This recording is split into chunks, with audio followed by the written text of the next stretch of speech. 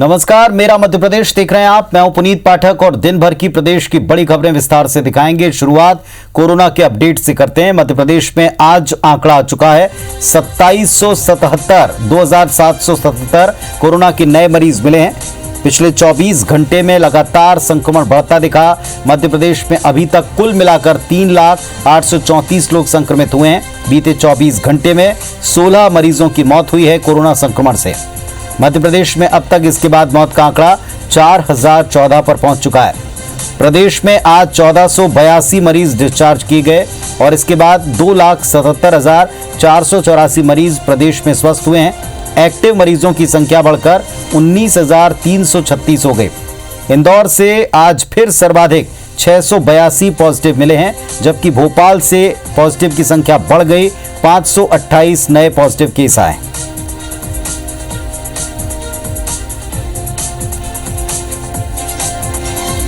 तो मध्य प्रदेश का corona update आप देखें। 19,336 एक्टिव मरीज अब हो गए प्रदेश में। 2,777 नए मरीज मिले हैं। 1482 ठीक हुए। 16 मरीजों की 24 घंटे के दौरान मृत्यु हुई।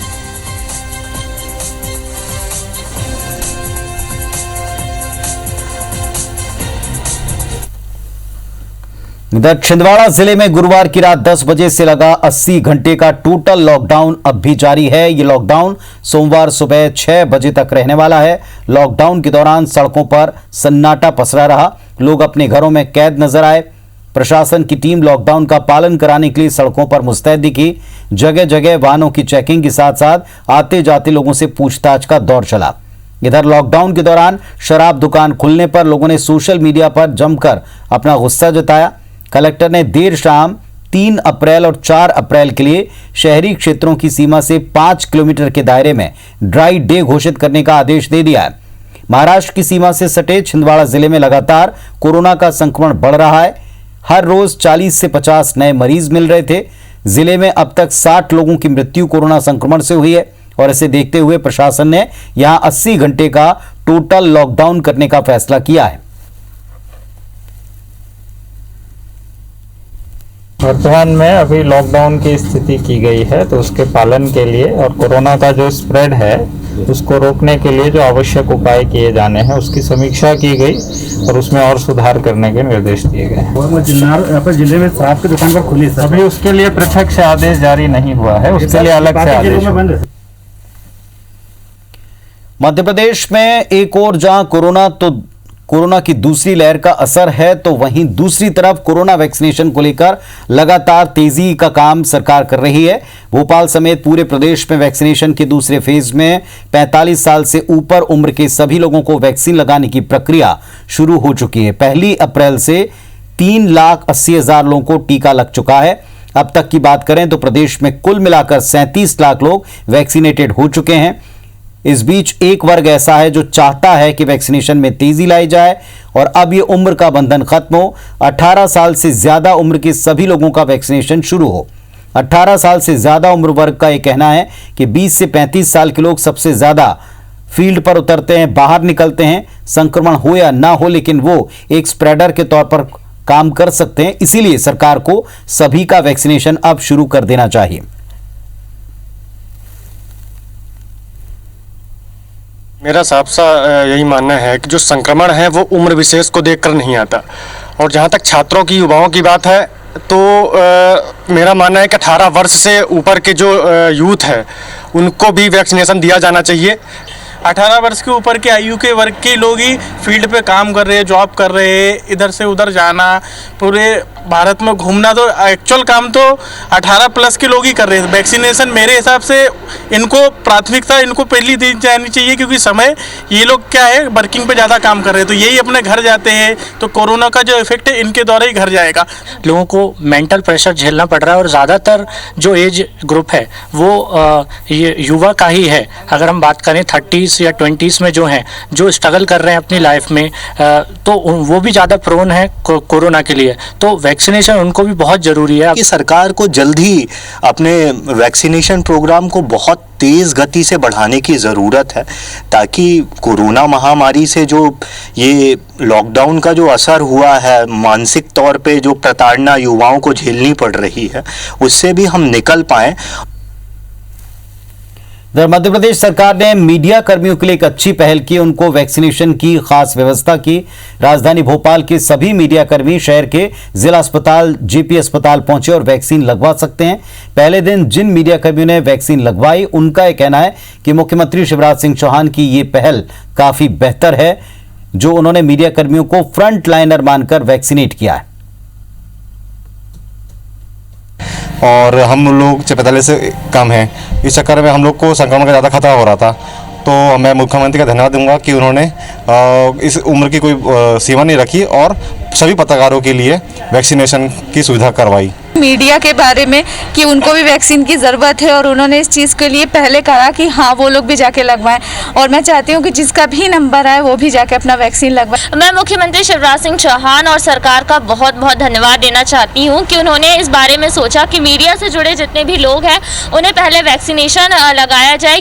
हम युवा वर्ग के लिए भी सोचा वैक्सीन लगवाने के लिए, और मैं सभी से अपील करता हूँ कि सभी वर्ग के लोग, चाहे वो बुजुर्ग हों या युवा हों, सभी को वैक्सीन लगवाएं। जो मीडिया कर्मियों के लिए वैक्सीनेशन किया गया है उससे हम लोगों को काफ़ी सेफ है, क्योंकि मीडिया कर्मी की जो कवरेज कहीं भीड़ भाड़ और कहीं रसेस वाली जगह में होती है, और हमारे मामा शिवराज सिंह चौहान का बहुत बहुत धन्यवाद करना। काफ़ी खुशी है कि मेरा वैक्सीनेशन हुआ और मैं माननीय मुख्यमंत्री शिवराज सिंह चौहान जी, पीएम मोदी जी का काफ़ी आभार व्यक्त करता हूं, जिन्होंने हमारे मीडिया कर्मियों के बारे में भी सोचा और हमारे लिए वैक्सीनेशन की व्यवस्था की है। सबसे बड़ी बात कि मुख्यमंत्री जी ने, जो शिवराज सिंह चौहान जी ने मीडिया कर्मियों को फ्रंटलाइन वर्कर समझा और उनके लिए अलग से व्यवस्थाएं कराएं कि मीडिया कर्मी जाए और जाके वैक्सीनेशन करवा लें।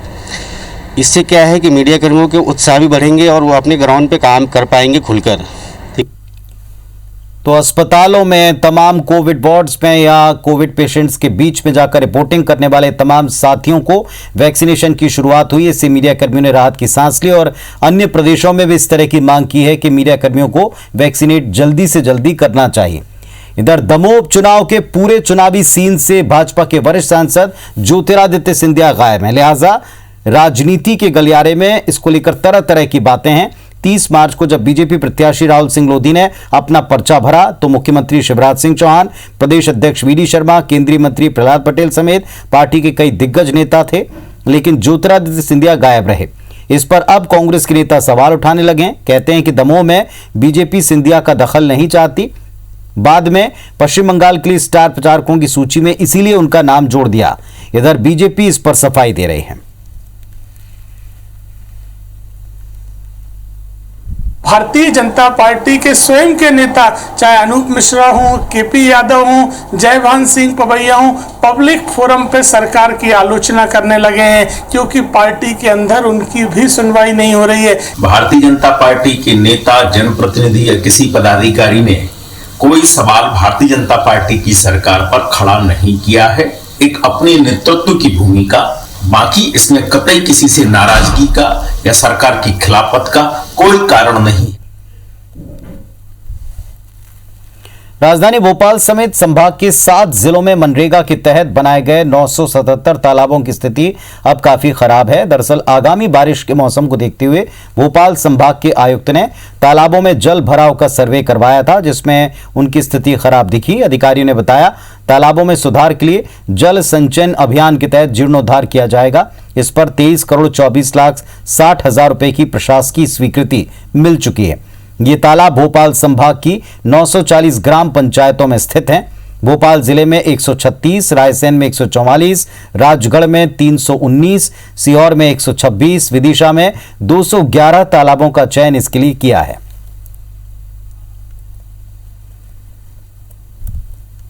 जल संचयन के लिए हम लोगों ने प्रोजेक्ट्स बना लिए हैं। प्रत्येक ग्राम पंचायत में हम लोग कम से कम एक जल संचयन का कार्य ले रहे हैं, और मैं बताना चाहूँगा कि भोपाल में हम लोग सुनिश्चित करेंगे कि आगामी 2 माह में जल संचयन की जो स्थिति है उसमें आमूलचूल परिवर्तन कर सकें। जबलपुर में 12 साल पहले शहर के छावनी इलाके में नर्मदा जल को लाने की एक योजना बनी, लेकिन ये योजना फाइलों में कहीं उलझ गई आलम यह कि इस क्षेत्र में जल आपूर्ति के दूसरे संसाधनों पर लाखों रुपए खर्च कर लोगों की प्यास बुझाई जा रही। वहीं नर्मदा जल सप्लाई योजना के पूरे न होने पर कांग्रेस और बीजेपी एक दूसरे पर ठीकरा फोड़ रहे हैं।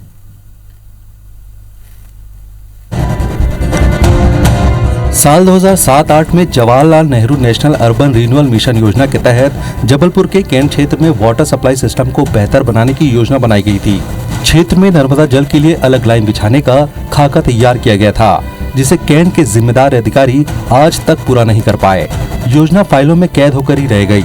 ये स्थिति तब है जब छावनी परिषद ने नर्मदा जल परियोजना की फाइल बनाने से लेकर डीपीआर बनाने तक में लाखों रुपए फूंक दिए हैं।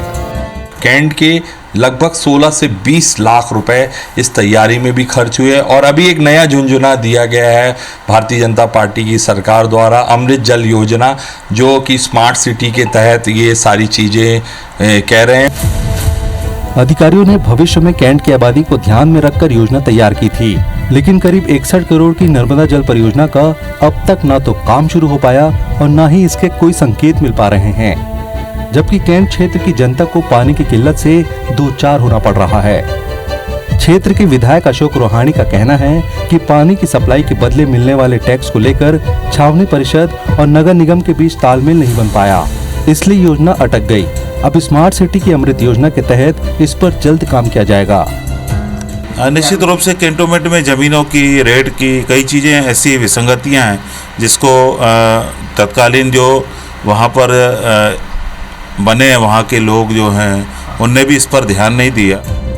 छावनी इलाके के लिए बेहद अहम मानी जाने वाली इस योजना के अधर में लटकने के लिए जनप्रतिनिधि जितने जिम्मेदार हैं उतने ही कैंट बोर्ड के अफसर भी हैं। यही वजह है कि क्षेत्र वासियों का इंतजार लंबा होता जा रहा है। अभिषेक शर्मा, IBC 24, जबलपुर। इधर बड़वानी के सेंधवा में नेशनल हाईवे नंबर 3 पर अंगूर से भरा एक मिनी ट्रक पलट गया और इसके बाद लोगों में अंगूर लूटने की होड़ मच गई। कोई कैरेट लेकर, कोई थैली लेकर, जिसको जो मिला वो अंगूर समेटने के लिए आ गया। ट्रक ड्राइवर ने लोगों को काफी समझाया, रोका, लेकिन कोई माना नहीं। ट्रक ड्राइवर ने बताया कि वो महाराष्ट्र के नासिक से अंगूर भरकर शिवपुरी जा रहा था। ट्रक के टायर में गिट्टी लगी, टायर फट गया और इसके बाद ट्रक पलट गया। ट्रक में तकरीबन 4 टन अंगूर भरे थे जो गाड़ी पलटने से बाहर आ गए। इसके बाद लोगों ने अंगूर की लूट मचा दी। ट्रक ड्राइवर की माने तो करीब 2 लाख का नुकसान हुआ है। हालांकि इस घटना में कोई जनहानि नहीं हुई। घटना की खबर लगते ही सेंधवा ग्रामीण पुलिस मौके पर पहुंची, लेकिन जब तक अंगूरों से भरा ट्रक खाली हो चुका था।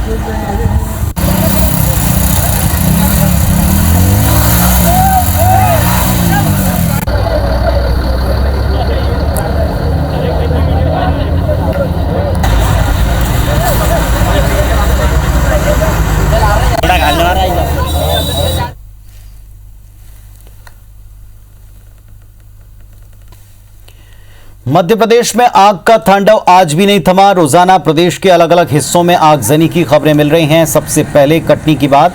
यहां के विजय राघवगढ़ थाना क्षेत्र के खमतरा पौड़ी गांव में सागौन के जंगल में आग लगी। सुबह से लगी आग ने दोपहर तक विकराल रूप ले लिया। आग में छूटे सागौन के पेड़ पूरी तरह जलकर खाक हो गए, जबकि बड़े पेड़ बुरी तरह झुलस गए। घंटों की मशक्कत के बाद इन पर काबू पाया। मंडला में खलिहान में रखे गेहूं की फसल में आग लगी। देखते देखते आग का विकराल रूप हो गया। आग की जद में आने से किसान का मकान भी जल गया। स्थानीय लोगों ने कड़ी मशक्कत के बाद आग पर किसी तरह काबू पाया। उधर विदिशा में लगातार आग का तांडव जारी है। शेरपुर रुसल्ली गांव के गेहूं के खेत में आग लग गई। 8 बीघा जमीन पर लगी फसल पूरी तरह जल गई। स्थानीय लोगों ने यहां काबू पाया। खजुराहो के चितरई गांव में शॉर्ट सर्किट से खेत में आग लगी, जिसमें राम सेवक पटेल और नत्थू अहिरवार के खेत में रखा करीब 20 क्विंटल गेहूं जल गया।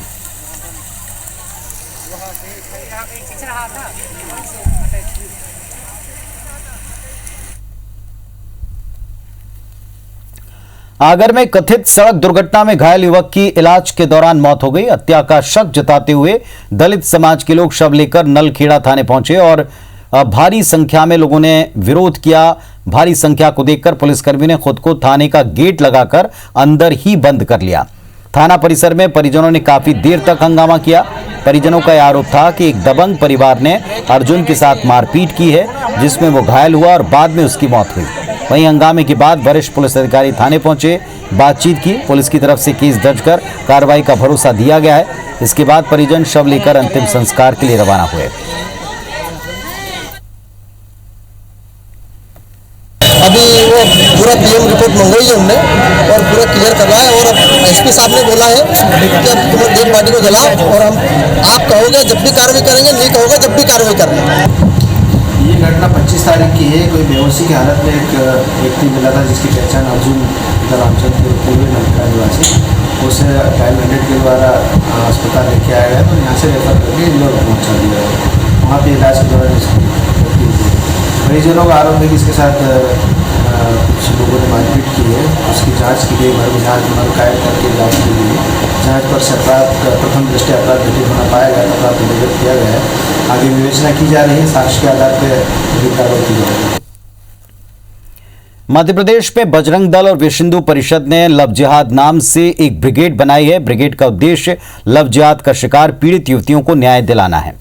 ब्रिगेड का मुख्य उद्देश्य बहकावे में आकर धर्म परिवर्तन करने वालों को इस दलदल से बाहर निकालना है। ब्रिगेड में काउंसलर, कानूनी सलाहकार शामिल हैं। काउंसलर पीड़ित युवतियों की काउंसलिंग करते हैं। कानून किस तरह उनकी मदद कर सकता है, कानूनी सलाहकार इस बारे में विस्तार से बताते हैं। मध्य प्रदेश में जब से धर्म स्वातंत्र्य कानून बना है, तब से प्रदेश में जितने भी मामले दर्ज हुए, उनमें अधिकतर इसी ब्रिगेड ने थानों तक केस पहुंचाए हैं, चाहे वो लव जिहाद से जुड़े हों या फिर धर्म परिवर्तन से जुड़े।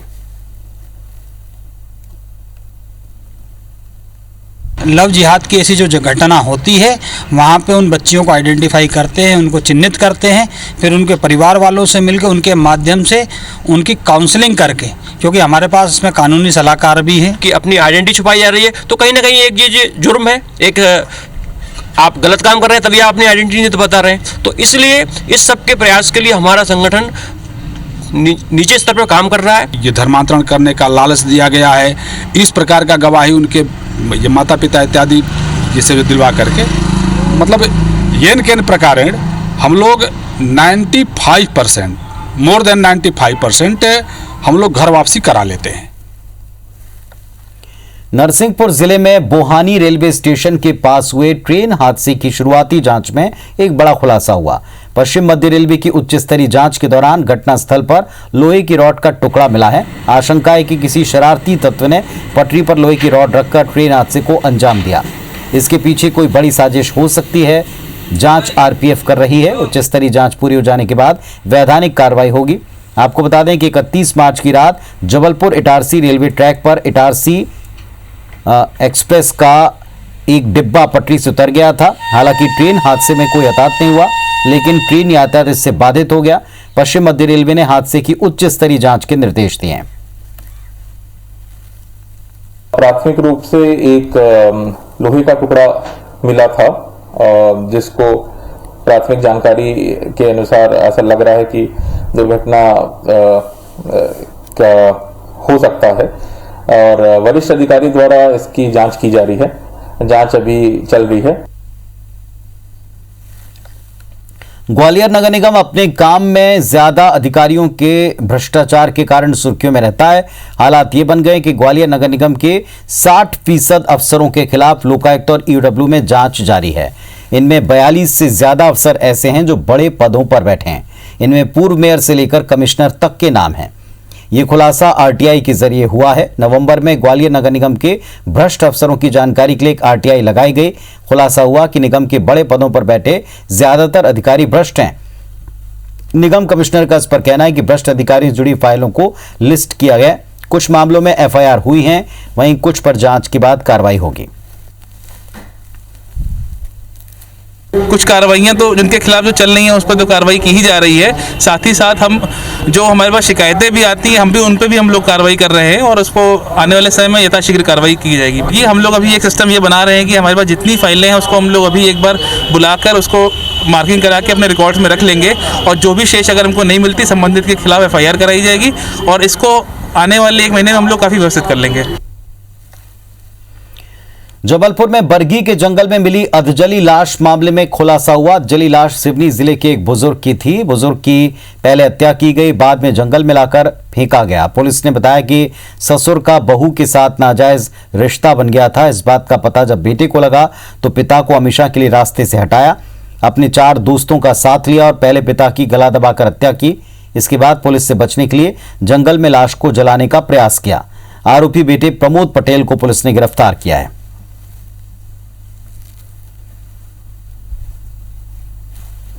मध्य प्रदेश को टाइगर स्टेट होने के साथ साथ भले ही लेपर्ड स्टेट का दर्जा हाल ही में मिला हो, लेकिन हकीकत तो यह कि मध्य प्रदेश लेपर्ड यानी तेंदुए के शिकार के मामले में भी नंबर 1 बन रहा है। सूचना के अधिकार से मिली जानकारी से यह खुलासा हुआ। मध्य प्रदेश के वन विभाग के आंकड़े बताते हैं कि रणथंभौर नेशनल पार्क की रिपोर्ट के मुताबिक देश में बीते 5 साल में करीब 2000 तेंदुओं का शिकार किया गया, जिसमें सबसे ज्यादा शिकार मध्य प्रदेश और राजस्थान में हुए हैं। आरटीआई से मिली जानकारी के मुताबिक बीते 10 साल में मध्य प्रदेश में 405 तेंदुओं की मौत हुई।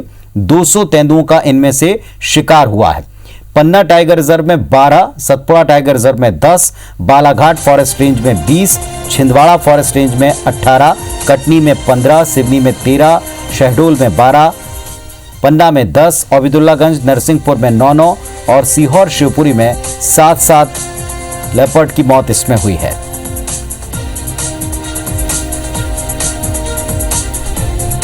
हमने केंद्र सरकार, पर्यावरण मंत्रालय, वन्यजीव मंत्रालय, मध्य प्रदेश सरकार को पत्र लिखकर यही निवेदन किया है कि आप तेंदुए की जो शिकार हो रहा है अवैध, उसको रोकने के लिए शीघ्र उसकी संरक्षण के लिए कोई योजना लागू करें, अन्यथा हम समस्त मामलों को लेकर माननीय उच्च न्यायालय जाएंगे। तो इस बुलेटिन में फिलहाल इतना ही। जाने से पहले IBC 24 आपसे फिर अपील करता है कि नियमों का पूरी तरह से आप पालन करें, मुंह पर मास्क अवश्य पहनें, सोशल डिस्टेंसिंग का पूरी तरह ख्याल रखें। नमस्कार।